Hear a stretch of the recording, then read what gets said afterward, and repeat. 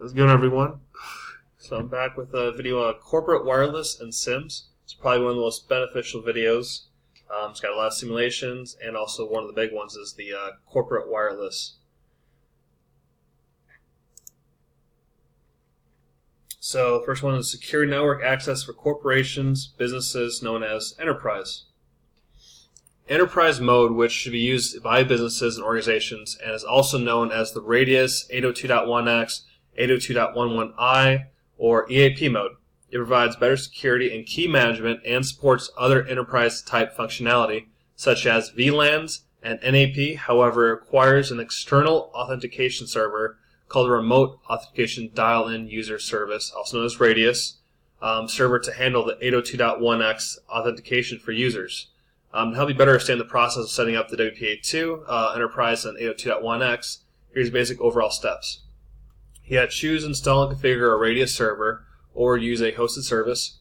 Create a certificate authority, so you can issue and install a digital certificate onto the Radius server, which may be done as a part of the Radius server installation and configuration. Alternatively, you can purchase a digital certificate from a public CA, such as like GoDaddy, Verizon, all that kind of stuff. On the server, you're going to populate the Radius client database with the IP address and shared secret for each AP. On the server, populate the user data with usernames and passwords for each end user. On each AP access point, configure security for WPA, WPA2 Enterprise, and input the Radius server IP address and the shared secret you created for that particular AP. On each Wi-Fi computer or device, configure the security for the WPA2 Enterprise and set the 802.1x authentication settings. A corporation needs you to set up the best configuration for wireless security for the corporate office. So this is going to be Enterprise using 802.1x. Here's kind of a look at like the Cisco version of it, how you're going to be setting it up. You're switching to Layer 2 security to WPA, WPA2. Definitely going to enable MAC filtering. Enable 802.1x. WPA2 is fully compliant with the 802.11i WLAN security standard. The main difference to its original iteration of WPA is the use of the AES Advanced Encryption Standard for encryption. AES is stronger than RC4. TKIP AES is deployed within the counter mode with Cipher Block Chaining Message Authentication Code Protocol, CCMP. AES replaces RC4 and CCMP replaces TKIP. So here's basically another look down of what it might look like as you're filling in all this stuff to set up the authentication server. As you can see, since we're using Radius, the authentication port is going to be 1812, and the accounting port is going to be 1813.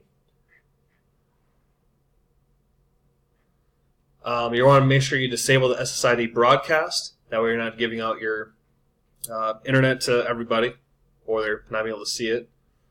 Disabling broadcast SSID prevents any adapters not configured to connect to the name you specified from finding the network. This provides another layer of security by obscuring, but does not actually prevent unauthorized access. Hiding the SSID does not secure the network. You must be able to enable encryption. Even when broadcast is disabled, the SSID can still be detected using packet sniffing tools. You want to enable MAC address filtering. As with the switch, MAC address filtering means specifying which MAC addresses are allowed to connect to the access point. This can be done by specifying a list of valid MAC addresses, but this static method is difficult to keep up to date and relatively error-prone. It is also easy for a wireless sniffer to discover a valid MAC address and spoof them. Enterprise class access points allow you to specify a limit number of permitted addresses and automatically learn a set number of valid MAC addresses. So it's going to come in many different forms, but they all have the same principles behind them. As you can see, we're going WPA2 Enterprise using AES. Here we see the Radius server, how we're configuring it.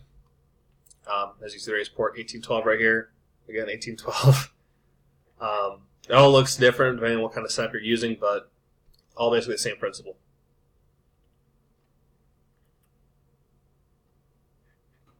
Alright, I'll go into some Sims. A security auditor is reviewing the following output file integrity monitoring software installed on a very busy server at a large service provider. The server has not been updated since it was installed. Drag and drop the log entry that identifies the first instance of server compromise. So which of these is going to show you the first instance of the server being compromised? The answer is actually down here. It's part of the boot configuration itself.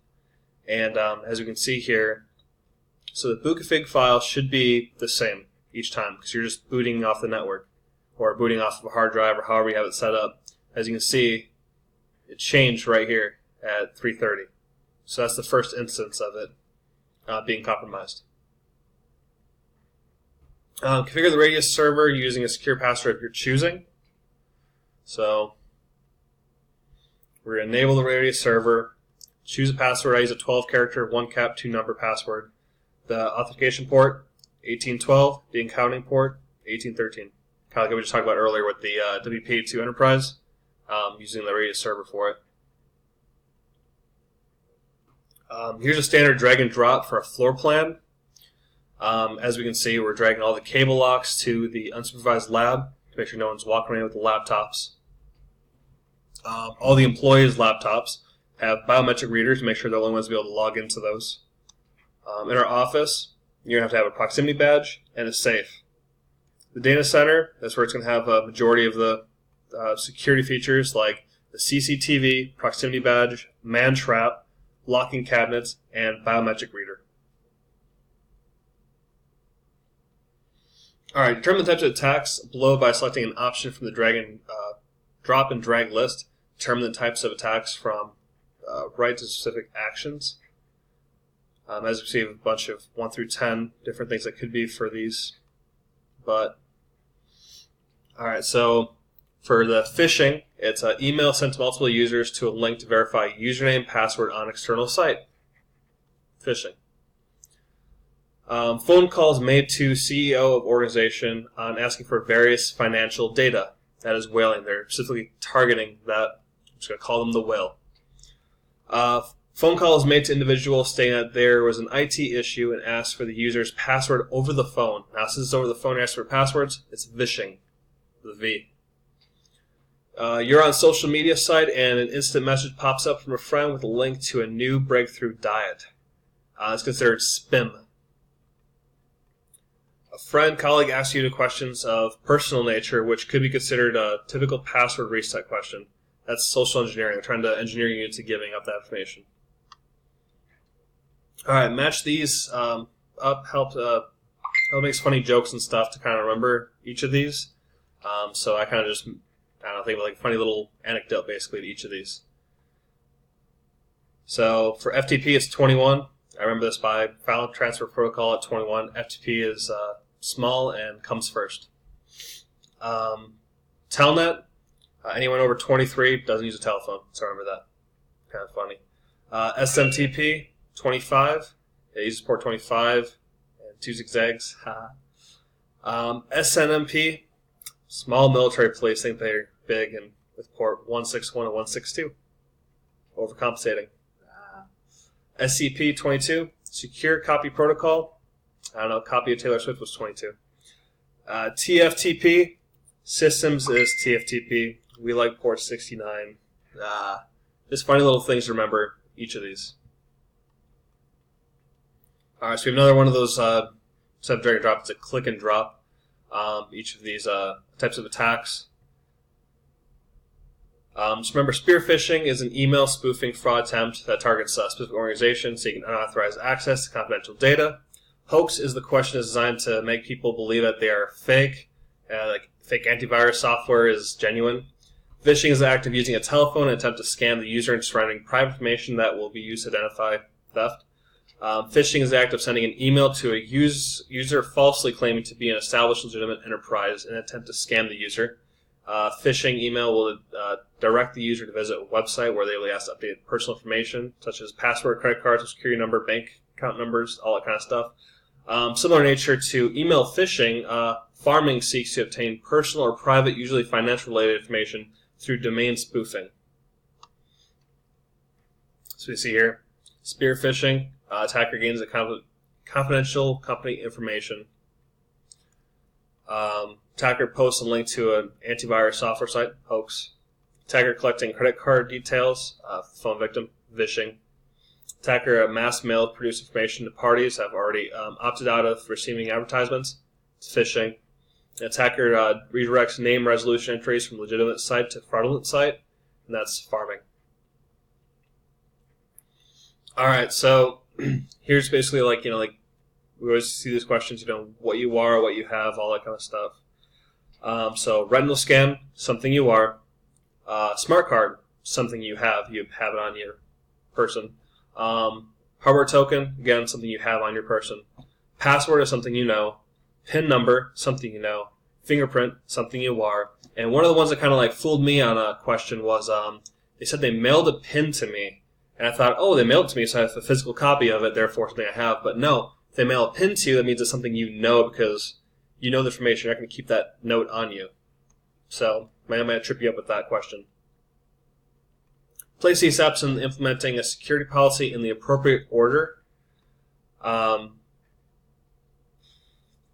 the first is we obtain support and commitment from a management.